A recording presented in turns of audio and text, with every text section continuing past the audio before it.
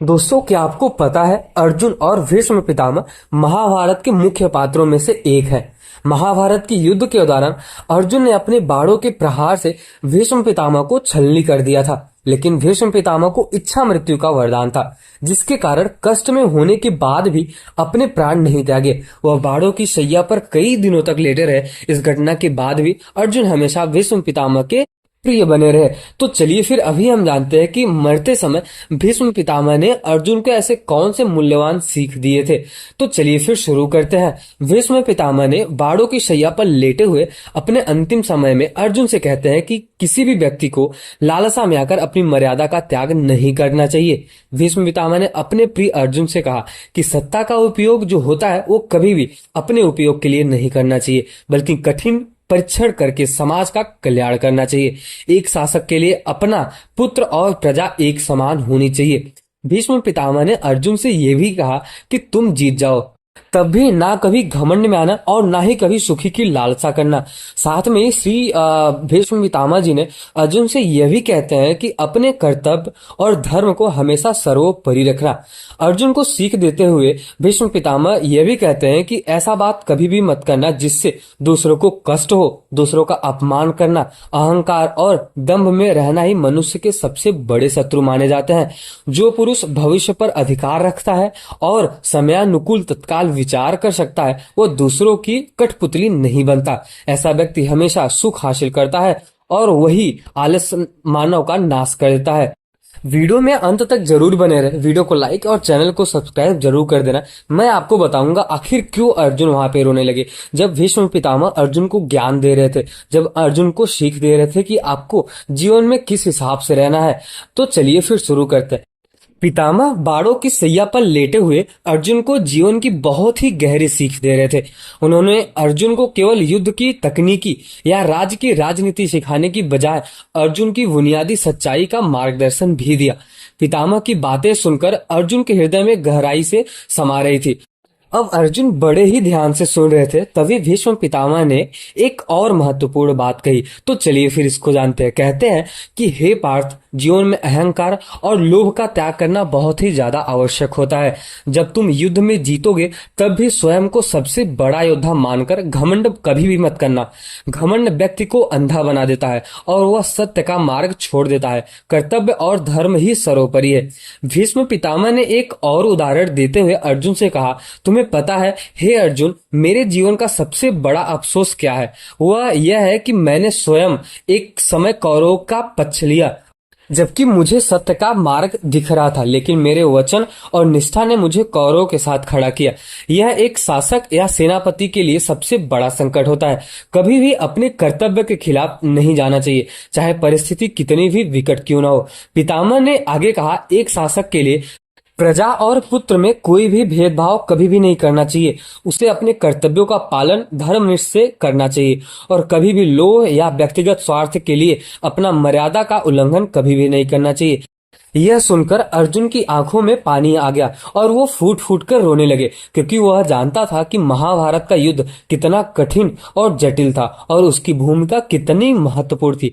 भीष्म पितामह के ये शब्द अर्जुन के मन में गहरे उतर गए। अब ऐसा भी कहा जाता है कि पितामह ने आखिरी बात कहते हुए अर्जुन को सलाह दी कि हे अर्जुन, ऐसा कभी भी कोई काम नहीं करना जिससे किसी भी और को कष्ट हो। अपने शब्दों का चुनाव हमेशा सोच समझ कर करो, क्योंकि शब्दों का प्रभाव बहुत ही ज्यादा अमूल्य होता है। याद रखना, अहंकार, दंभ और लालच मनुष्य के सबसे बड़े शत्रु होते हैं।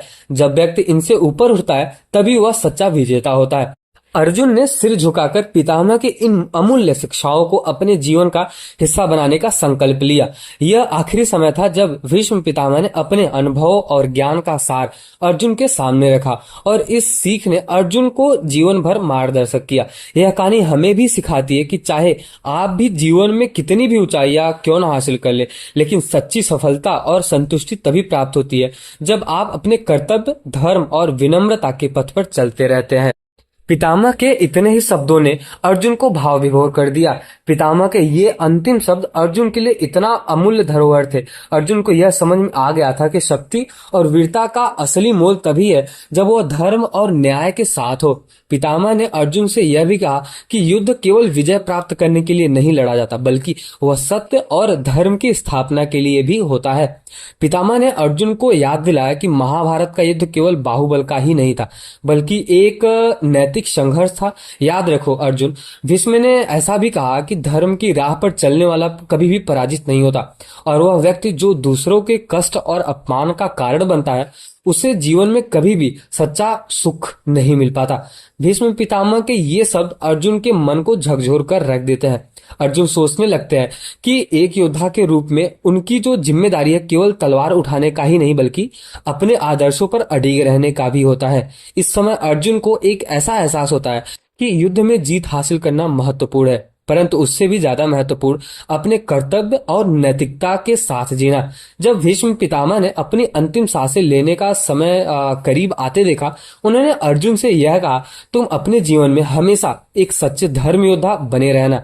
तुमसे यह महायुद्ध भले ही समाप्त हो जाए, परंतु तुम्हारे कर्तव्य का पथ कभी भी समाप्त नहीं होगा। एक सच्चा योद्धा वह है जो अपने जीवन के हर पहलू में धर्म को सर्वोपरि रखता है। अब अर्जुन ने भीष्म पितामह के चरणों में अपना सिर झुकाया और अपने आंसू रोकते हुए प्रण लिया कि वह कभी भी अपने धर्म और कर्तव्य से विचलित नहीं होंगे। पितामह का यह ज्ञान और उनकी यह अंतिम सीख महाभारत के सबसे गहरे और अमूल्य क्षणों में से एक थी। ऐसा कहा जाता है, यह केवल अर्जुन के लिए ही नहीं बल्कि हम सभी के लिए यह प्रेरणादायक है। अब ऐसा भी कहा जाता है कि जीवन में अगर किसी को सफलता प्राप्त करना है या फिर सफलता से कहीं अधिक महत्वपूर्ण अगर किसी को भी बनना है, तो धर्म, कर्तव्य और विनम्रता का मार्ग जरूर अपनाना चाहिए। इस कहानी के माध्यम से हम यह समझ सकते हैं कि अर्जुन और भीष्म पितामह दोनों ही अपने अपने स्थान पर महान थे, लेकिन उनकी महानता केवल युद्ध कौशल में नहीं बल्कि जीवन के प्रति उनकी गहरी समझ और आदर्शों में निहित था। जैसा कि आपको पता ही होगा कि जो अर्जुन थे वो कितना महान थे, मतलब उनकी जो शक्तियां थी वो बहुत ही ज्यादा महान थी। यहाँ तक कि उन्होंने कर्ण, भीष्म पितामह और जो गुरु द्रोणाचार्य है उनको भी हरा दिया था, सबको तीनों चारों को सबको साथ में ही। सोचो इतनी शक्तियां थी, लेकिन फिर भी अगर आप मेरी बात मानो तो जो अपने भीष्म पितामह होते हैं ये गुरु तुल्य होते हैं। गुरु द्रोणाचार्य और भीष्म पितामह ये बहुत ही ज्ञानी होते हैं, अपने समय के ये बहुत ही महान योद्धा होते हैं। फिर भी अब ऐसा कहा जाता है कि जो अर्जुन है ये गुरु द्रोणाचार्य और भीष्म पितामह की बहुत ही ज्यादा इज्जत करते थे, इतना ज्यादा रिस्पेक्ट करते थे कि जब कभी भी वो युद्ध में जाते थे तो जाने से पहले उनको प्रणाम करते थे। उनको छूकर तो प्रणाम नहीं कर सकते थे, बट वो 2 बार चलाते थे उनको, मतलब प्रणाम करने के लिए, कि उनके पैरों में वो जाके गिरता था। उनको चोट नहीं लगती थी बट उनके पैरों में जाके गिरती थी, और वो आशीर्वाद भी देते थे और यही आशीर्वाद देते थे, अर्जुन तुम हमेशा विजयी रहो। सोचो ऐसा अगर भक्त मिल जाए और ऐसा गुरु मिल जाए तो किसी भी इंसान का कल्याण हो सकता है, कोई भी इंसान सफल हो सकता है, कोई भी इंसान महान हो सकता है। तो अगर आपको ये वीडियो पसंद आया हो और भीष्म पितामह और अर्जुन की जो बातें हैं अगर आप भी अपने जीवन में उतारते हो, अगर आप भी अपने निजी जीवन में उतार के अगर उसको आप महत्व देते हो, तो आप भी एक ना एक दिन जरूर सफल हो जाओगे। आप योद्धा तो नहीं बल्कि आप एक सच्चा इंसान, सच्चा पिता, सच्चा भाई, सच्चा पुरुष बन सकते हो, जो जीवन में हर कोई इंसान को फॉलो करना चाहिए और हर कोई इंसान को ऐसा ही बनना चाहिए। तो अगर आपको ये वीडियो इंटरेस्टिंग लगा हो तो वीडियो को लाइक और चैनल को सब्सक्राइब तो जरूर कर देना। तो मिलते हैं नेक्स्ट वीडियो में, तब तक के लिए जय श्री कृष्ण जरूर कमेंट बॉक्स में लिख देना। और अगर आपको ये वीडियो पसंद आया हो और जो भीष्म पितामह ने बात बताई है तो आप उसको भी कमेंट में करना कि सबसे अच्छा आपको क्या लगा, अर्जुन को जो सीख दे रहे थे भीष्म पितामह वो सबसे अच्छा आपको क्या लगा। और वीडियो को लाइक और चैनल को सब्सक्राइब तो जरूर करना ही है।